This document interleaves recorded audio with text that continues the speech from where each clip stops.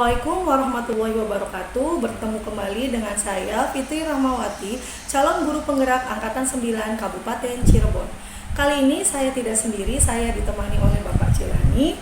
Beliau adalah guru IPS di SMPN 2 Kaliwedi.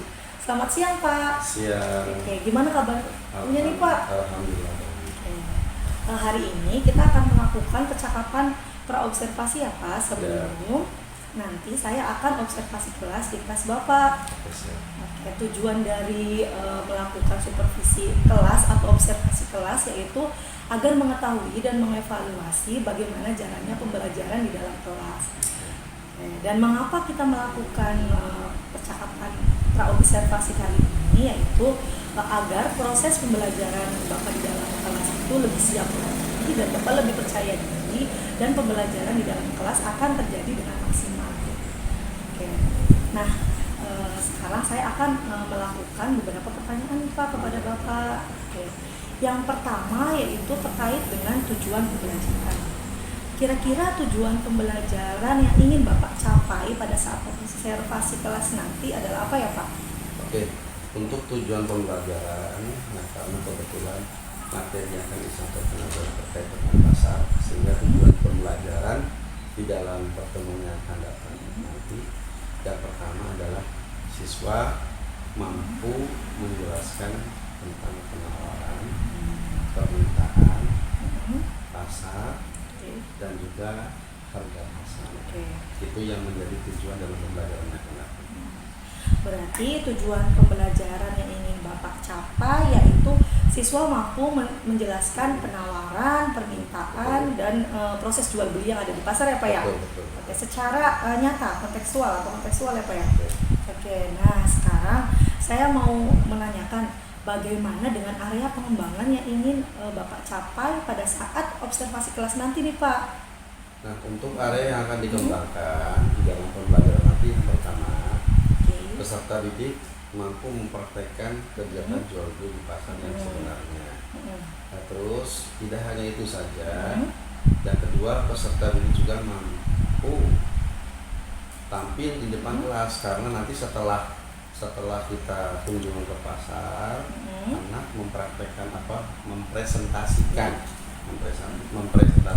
di depan teman-temannya. Itu area yang dikembangkan. Oke, berarti area yang ingin Bapak kembangkan itu ada dua ya. Yang pertama yaitu peserta didik dapat mempraktekkan proses jual beli yang ada di pasar ya. Dan yang kedua yaitu peserta didik itu mampu dan percaya diri gitu dalam mempresentasikan apa yang terjadi yang mereka temukan di dalam pasar ya. Oke. Nah, saya ingin mendengar nih dari Bapak nih.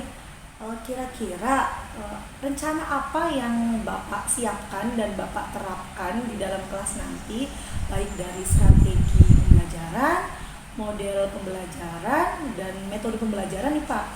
Oke, mengenai strategi dan lain sebagainya, yang pertama strategi pembelajaran yang akan kita lakukan di dalam pembelajaran nanti adalah berdiferensiasi sesuai dengan profil belajar siswa yang terintegrasi. Itu. Nah, terus metode yang kami lakukan adalah setelah nanti dari sana anak itu diskusi, diskusi, dan juga kita praktek langsung di lapangan. Nah, untuk modelnya model pembelajaran berbasis proyek. Nah, terus media di dalam hasil pembelajaran itu kita menggunakan LKPD. Oke, berarti strategi yang akan Bapak gunakan pada saat observasi nanti itu yang pertama strateginya pembelajaran berdiferensiasi yang terintegrasi dengan pembelajaran sosial emosional. Oke. Dan metode yang Bapak gunakan yaitu diskusi kelompok serta praktek lapangan langsung. Serta modelnya PJBL ya, Pak, Project Based Learning. Dan yang terakhir media yang akan Bapak gunakan pada saat observasi kelas yaitu LKPD ya. Oke. Nah, sekarang kira-kira kapan nih, Pak, Bapak akan melakukan kegiatan tersebut? Di hari apa? Di kelas mana? Dan di jam keberapa nih, Pak? Nah, kebetulan karena saya pelajar IPS, ada jam belajar di IPS itu waktunya adalah di hari Kamis, kelasnya di kelas 7. Nah, kebetulan waktu jam terakhir terakhir jam 6, 7, 8 dan insya Allah dunia ke sana insya Allah bisa. Nah, kelas 7 apa nih Pak Giri? 7C. Oke, berarti Bapak akan melakukan kegiatan tersebut itu besok ya, di hari Besok. Kamis di kelas 7C di jam ke-6 sampai 8. Nah, oke. Sebelum kita mengakhiri percakapan pra-observasi kita kali ini nih Pak, apa yang dapat Bapak terima atau Bapak jadi gambaran dari percakapan kita hari ini? Nah, jadi dengan adanya percakapan kali ini, menurut saya ini sangat luar biasa sekali karena sebelum kita ke lapangan langsung ya, artinya kita tahu ada gambaran-gambaran lah. Nah, dengan pra observasi ini kita akan lebih mudah untuk menerapkan dan akan lebih mudah juga bagaimana mempraktekkan langsung di lapangan. Baik, terima kasih ya Bapak ya sudah meluangkan waktunya untuk melakukan percakapan pra-observasi kita. Nah, sampai ketemu pada saat observasi kelas dan pasca observasi ya Pak. Siap. Nanti percakapan pasca observasi ini akan didampingi oleh pengajar praktik saya. Siap. Oke. Baik, terima kasih. Demikian yang dapat saya sampaikan. Sampai ketemu lagi pada besok hari Kamis pada saat observasi kelas dan pasca observasi. Wassalamualaikum warahmatullahi wabarakatuh.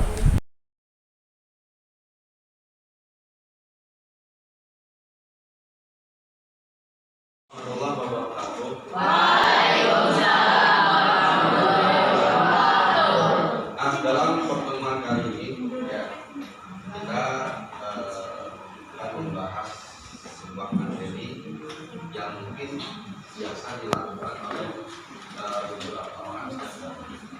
Nah, biasanya ketika kita membutuhkan sesuatu, nah, tentunya kita harus mendatangi sebuah tempat. Atau ketika kalian butuh seragam untuk sekolah, kira-kira kamu nyarinya kemana? Nah, kebetulan materi yang Bapak sampaikan sekarang adalah tentang pasar. Nah, sebelum kita ke pasar, Bapak sampaikan dulu di mana tujuan dari materi ini. Satu, ya, kita bisa mengetahui apa sih yang dimaksud dengan permintaan. Yang kedua, apa sih yang dimaksud dengan penawaran, dan yang ketiga, apa sih yang dimaksud dengan pasar. Ya. Nah, nanti silakan kamu ketika kita ke pasar bareng-bareng, silakan kamu cari tahu apa yang terjadi di pasar. Ya. Yuk kita bersama-sama kita menuju pasar.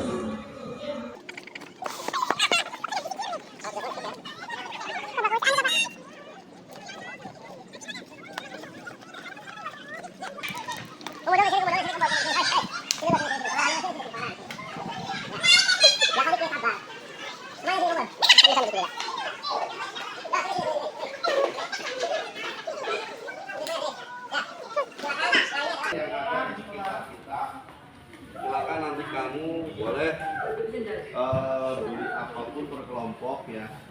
Jangan lupa kita belajar sesuai dengan materi ya. Ada permintaan, ada penawaran, ada istilah tawar menawar. Nanti ketika tawar menawar selesai, nah ada titik temu, itulah yang namanya harga pasar. Oke? Dan jangan lupa nanti kamu ada yang nulis, ada yang mau video ke kelompok, kecuali Dewi ya, Dewi video secara keseluruhan, per kelompok disiapkan, satu video, satu kelompok ya. Karena nanti setelah selesai, kita presentasikan di kelas. Oke, sok silakan, yo, kelompoknya masih.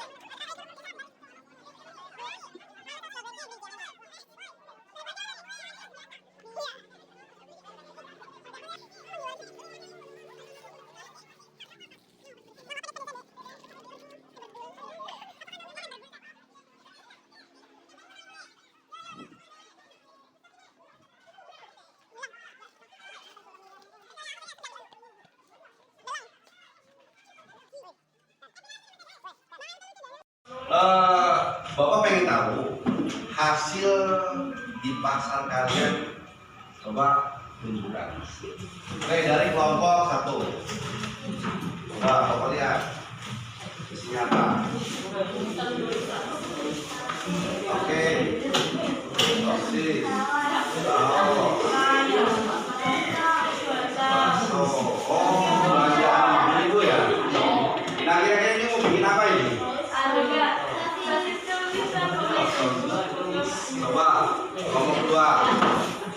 Coba lihat, coba tunjukkan apa yang kamu beli. Sosis juga sama. Terus mau bikin apa nih ceritanya ini? Oke. Kelompok 3. Sosis juga, waduh rupanya sosis yang bakso. Terus bikin apa ini? Sosis bakso. Nah, yang jelas ini, yang Bapak tanyakan bukan apa yang kamu beli ya, artinya yang kamu harus presentasikan, tetapi yang kamu presentasikan itu ketika kamu ke pasar, ya, ketika kamu membelikan ada yang namanya proses tawar menawar, ya. Nah, sekarang Bapak pengen ada satu kelompok yang maju ke depan. Silakan kelompok 2 semuanya maju ke depan. Terus nanti di hasil dari diskusi itu silakan sampaikan ke teman-teman. Silakan bagi bersama dan kawan-kawan. Ayo, cepat maju. Semuanya maju. Semuanya maju. Semuanya maju.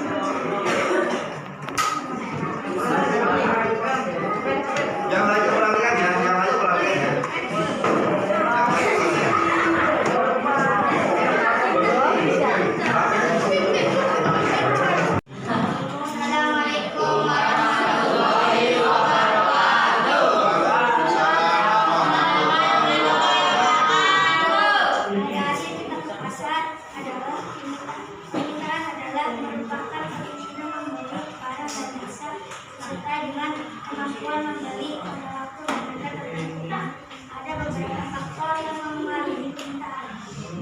Harga barang dan jasa, seseorang, selera seseorang, kualitas barang, harga barang inklusif dan komplementer, jumlah penelitian semakin meningkat dan ramalan penawaran adalah jumlah barang maupun jasa yang ditawarkan oleh perusahaan ke konsumen pada waktu, harga, dan dapat dipengaruhi oleh beberapa faktor yaitu biaya produksi, perkembangan teknologi, harapan peningkatan harga, kebijakan pemerintah.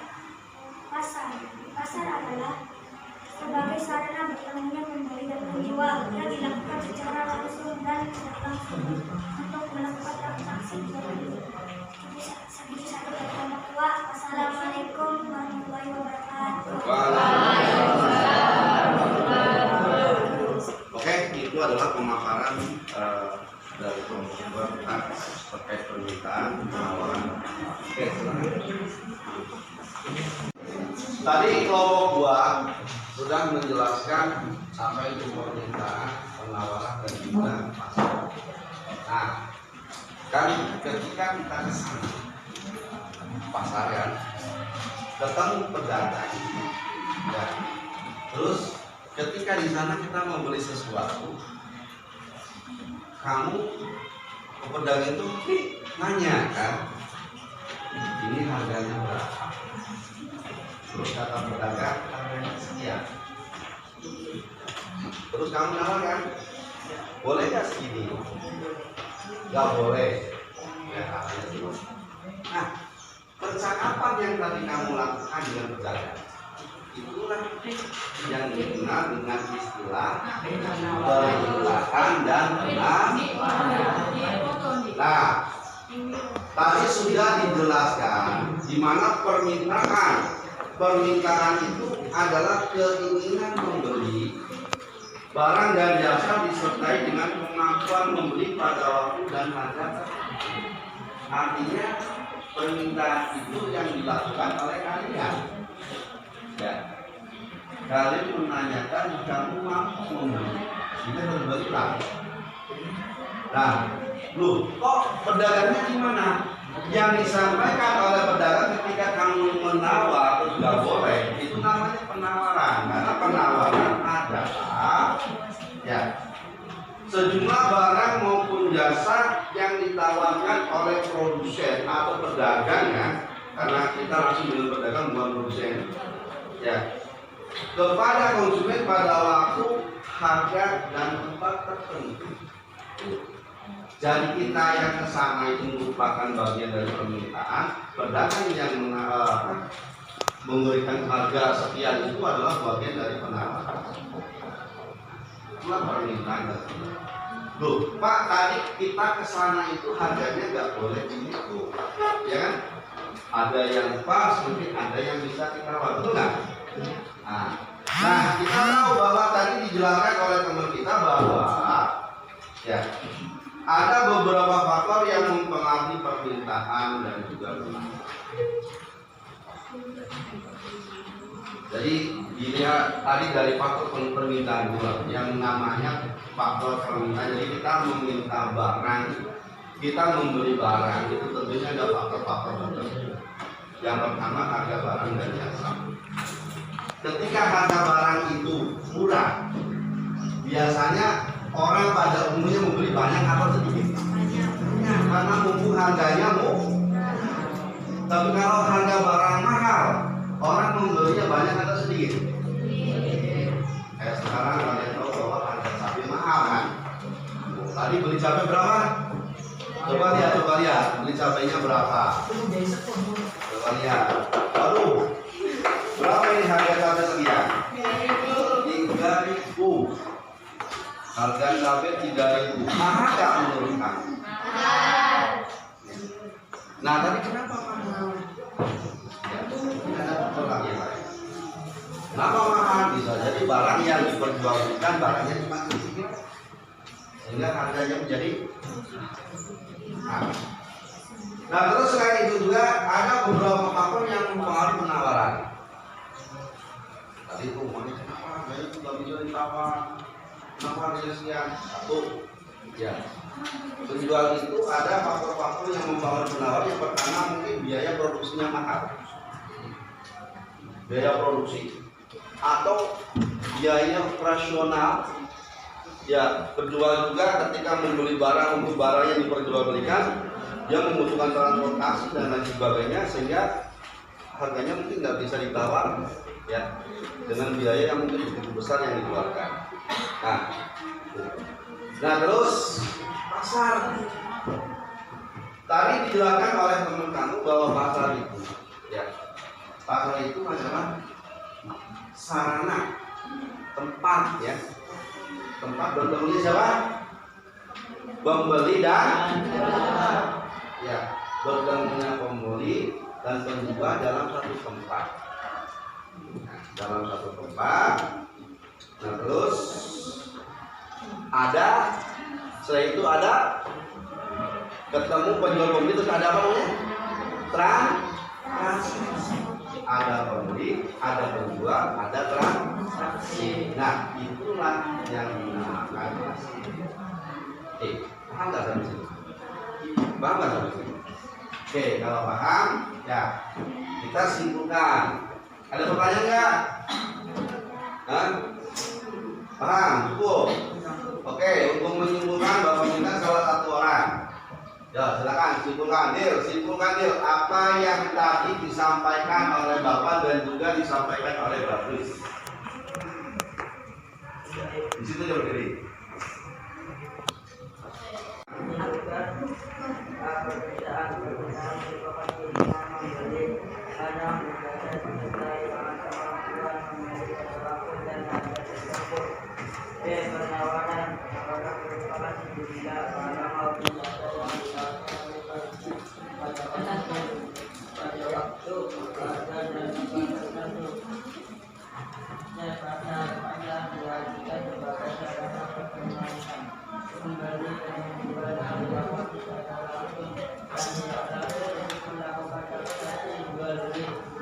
Oke, terima kasih. Itu adalah kesimpulan dari materi yang kita sampaikan ya.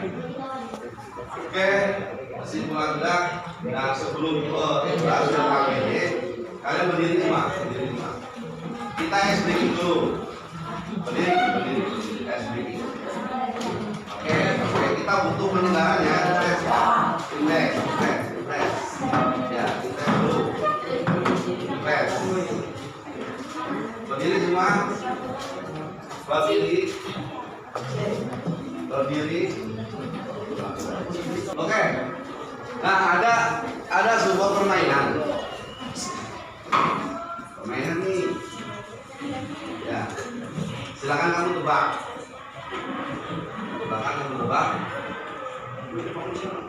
Ada salah satu keluarga. Ya. Keluarga misalkan si Dewi. Orang tuanya si Dewi punya anak 5. Ya. Nah, anaknya itu bernama Nana, Nini, Nunu, Neneng. Yang satunya siapa? Neneng. Oke, bagus.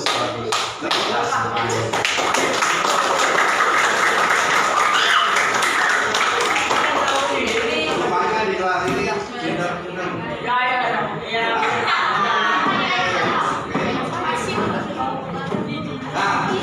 Sekarang ini lagi. Ya, Bapak punya barewan.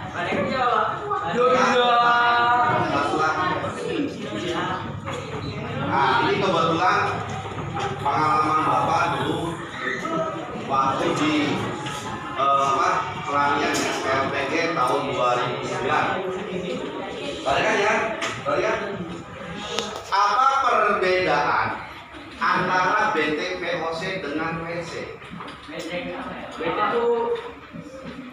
Oh, VOC kan? VOC tahu? VOC itu adalah organisasi perdagangan yang dibuat oleh Belanda pada saat menjajah Indonesia. Ya, dibikin benteng. Apa perbedaan benteng VOC dengan WC? Pertahanan ya, Pak. Pertahanan. Bisa jawab nggak? Bisa jawab nggak? Perlindungan, Pak. Bisa jawab nggak? Bisa jawab nggak? Bagus. Apa perbedaan benteng VOC dengan WC? WC itu bohis. Oke, kalian tahu? Sang. Perbedaannya kalau benteng VOC ditembakin itu tren, baru kita bisa menduduki benteng itu kan. Tapi kalau WC kebalik, kamu duduk dulu baru nembak. Oke, itu adalah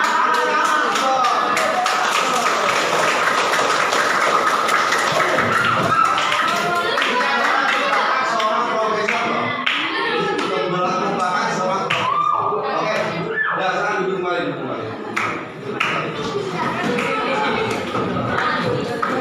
Dari materi yang tadi disampaikan, Bapak kasih tugas. Tugasnya ada 3 di sini. Silakan nanti berkelompok ya.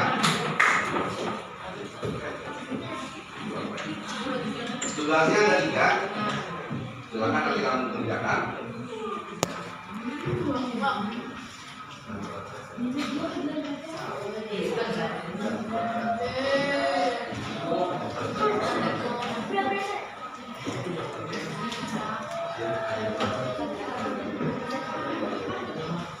Oke, silakan kerjakan.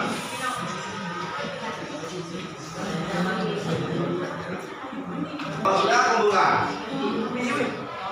Ya, kumpulkan. Kan?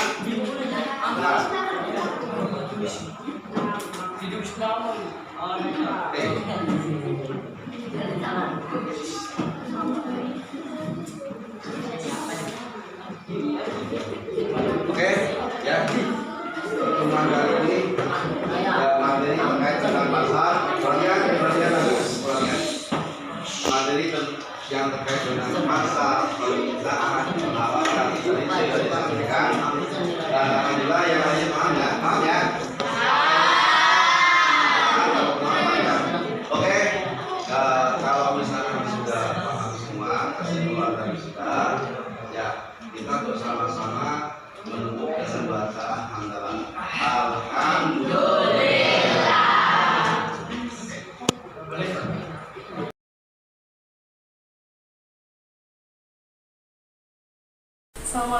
warahmatullahi wabarakatuh. Bertemu lagi dengan saya Fitri Ramawati, calon guru penggerak angkatan 9 Kabupaten Cirebon. Kali ini saya masih ditemani Bapak Cinami. Beliau adalah guru SMPN 2 Kaliurdi. Mata pelajaran yang beliau ampu adalah mata pelajaran IPS. Dan untuk kesempatan kali ini saya ditemani oleh pengajar praktik saya, yaitu Bapak Mas Nabi. Di kesempatan kali ini saya akan melakukan percakapan pasca observasi ya Pak, yang sudah terjadwal.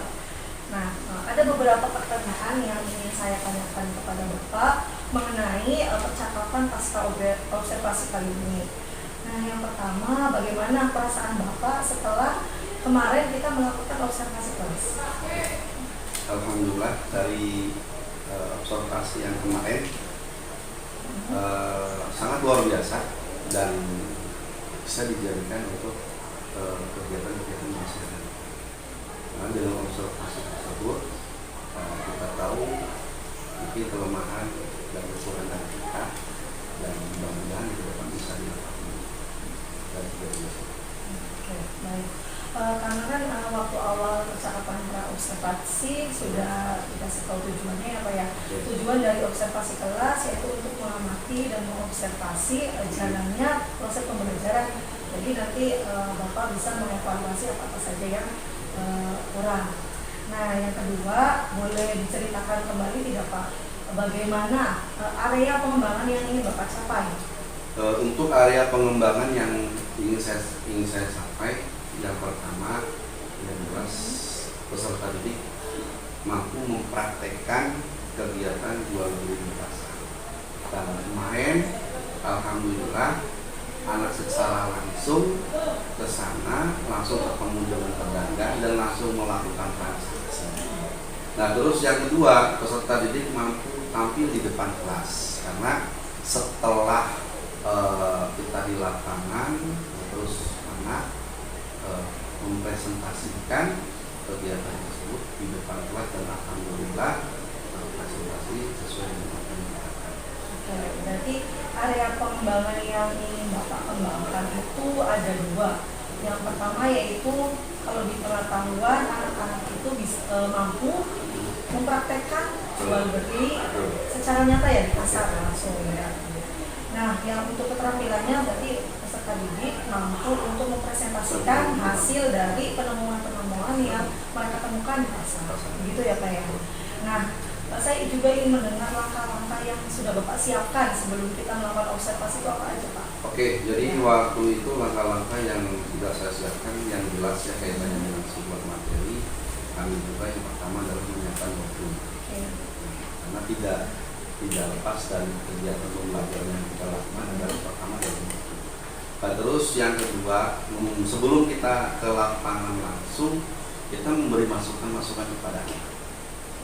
Memberi masukan kepada anak, sehingga anak itu punya bahan, punya dasar untuk ke sana.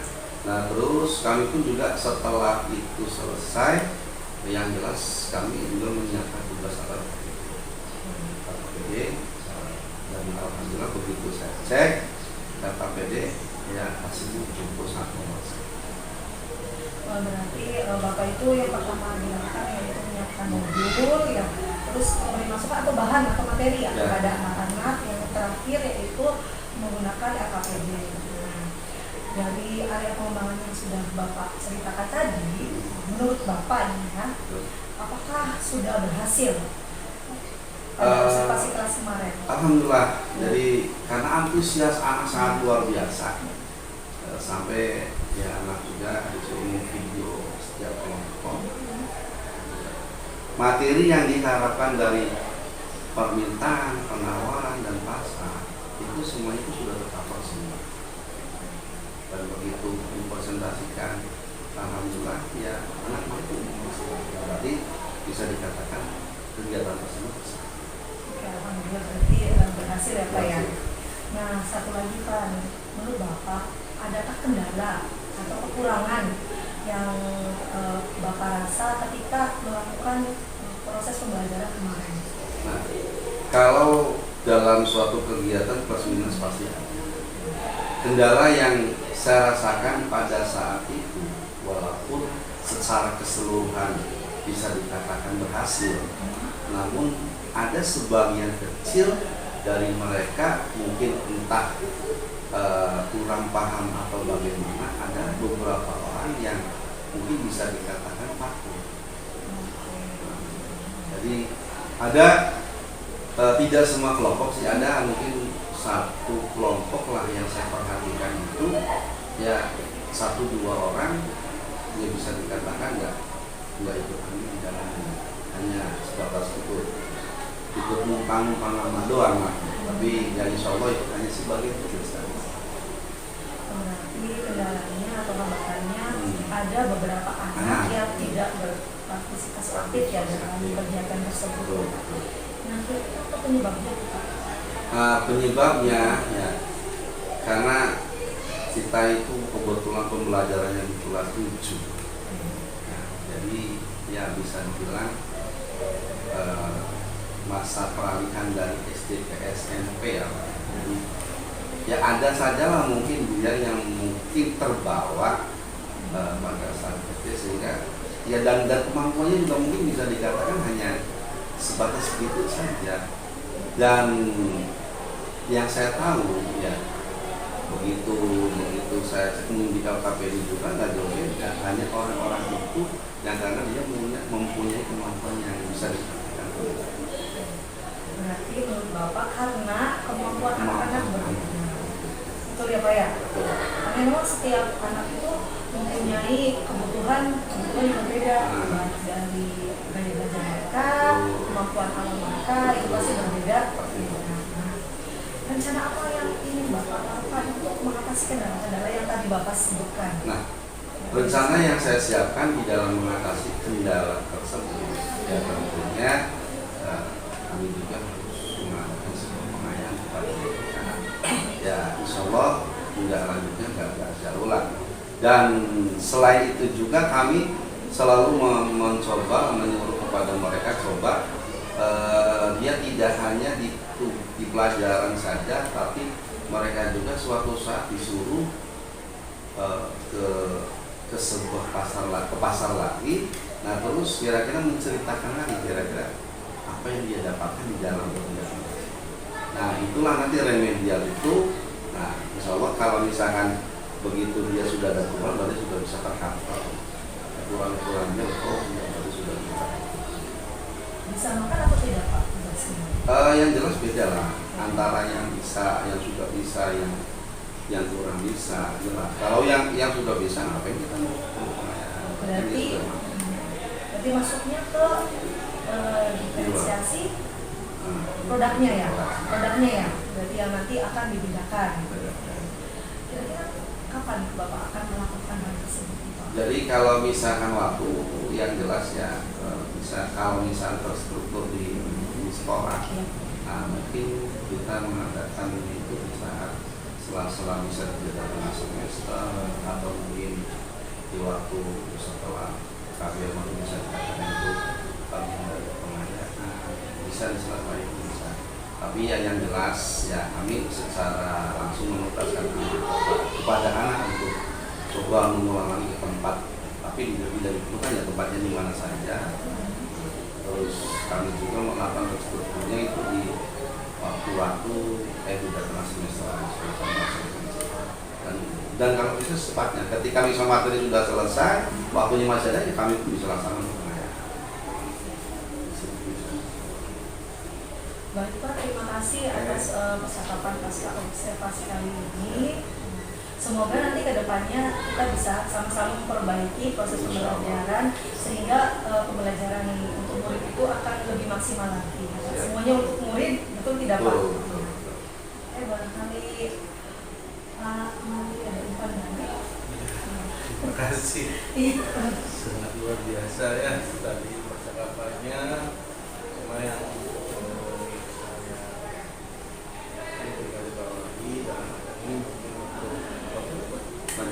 menjalani saya apakah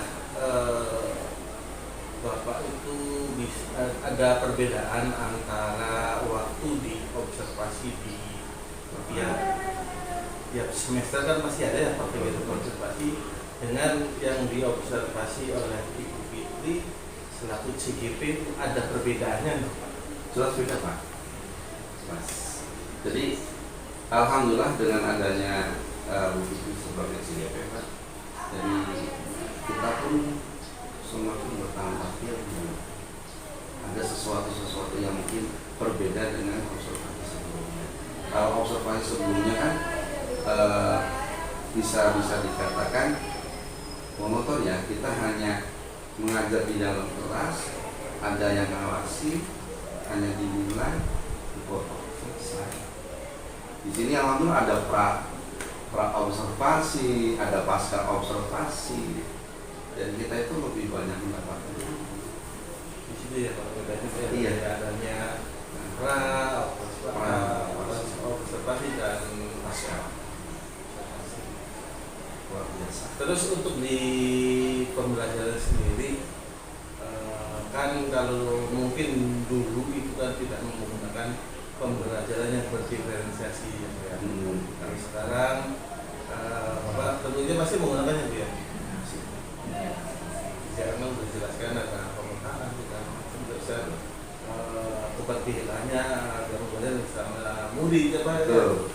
Sebenarnya meringankan ya Pak. Sebenarnya meringankan karena kita itu bisa terus berperan sebagai fasilitator ya Pak. Itu yang terpenting di situ Pak. Yang harus digarisbawahi dalam belajar tadi, tadi pemetaan sesuai dengan kemampuan anak tadi saya ucapkan. Jadi sudah bisa mendengar sendiri dan ternyata memang ada persepsi yang artinya bahwa itu sudah bisa dipetakan dengan kegiatan juga yang berbeda dan dengan standar nilai yang mungkin juga akan berbeda ya Pak. Nah, yang terakhir nih Pak, Bapak tahu nggak tadi di wawancara itu sebenarnya Bapak lagi diapain? Lagi di video, Pak. Lagi di video ya? Iya. Maksudnya gini, Bapak menyadari nggak kalau Bapak sebenarnya lagi di coaching? Di coaching nggak? Iya. Coaching. Kucing, Oh, kucing, bukan kucing, coach. Iya, kucing yang pada intinya kucing itu adalah menggali permasalahan-permasalahan yang ada dari si kucing untuk bisa menyelesaikan sendiri atau mencari solusinya sendiri Pak. Jadi Ibu Fitri nggak misalnya gini, Pak ada nggak bahan pelajarannya? Ini saya sudah punya. Tidak seperti itu, tapi tadi terus digali sampai akhirnya kapan Pak? Betul, Pak. Ini Pak, saya sampaikan, saya jelaskan ya. Iya. Jadi sebelumnya saya waktu itu ini real Pak, bukan rekayasa, bukan apa. Jadi sebelumnya saya waktu itu MGMP mempraktekkan pembelajaran berdiferensiasi. Cuma saya terapkan di PKN Pak, waktu saya selain di IPS, nanti di PKN, saya terapkan. Udah berhasil. Jujur, Tidak benar. awalnya berhasil. Iya. Tapi begitu kolaborasi dengan CGP, alhamdulillah Pak, asli Pak, antusias mereka luar biasa. Sampai di kelas lain Pak, saya juga pengen. Asli Pak, saya bukan. Alhamdulillah tadi di kelas 7B, 7A ngomong semua. Saya juga mau Pak. Tapi ya insya Allah, karena kami juga kebetulan, jadi materinya itu pas banget apa yang diinginkan oleh Bu Fitri tentang observasi. Nah, pas kebetulan materinya, oh ini pas kebetulan materinya ini, jadi sangat apa ya, kebetulan dan sangat luar biasa. Karena pemetaan juga kan untuk berdiferensiasi dibagi menjadi berapa kelompok berdasarkan. Kebetulan kami perempuan, kenapa perempuan jadi satu? Karena perempuan itu sudah belajar filosofi. Makanya tadi itu lumayan Pak, anaknya antusias banget. Bawaannya saya videonya nggak tahu. Mungkin itu Pak perbedaan antara pembelajaran yang dengan betul itu di sini bedanya. Karena anak lebih aktif, digali tentang kompetensinya bisa dikeluarkan. Makanya yang menjadi inisiator kita itu ya harus pandai-pandai melihat situasi dan kondisi gitu. Jadi, dan tadi yang teknik coach tadi bisa diterapkan dalam segala hal, bisa dengan masalah anak, dengan lingkungan di masyarakat atau dengan anak sendiri juga itu bagus, karena pada intinya bahwa teknik coach itu anak dituntut atau orang dituntut untuk menyelesaikan masalah sendiri dan akan menimbulkan kemandirian.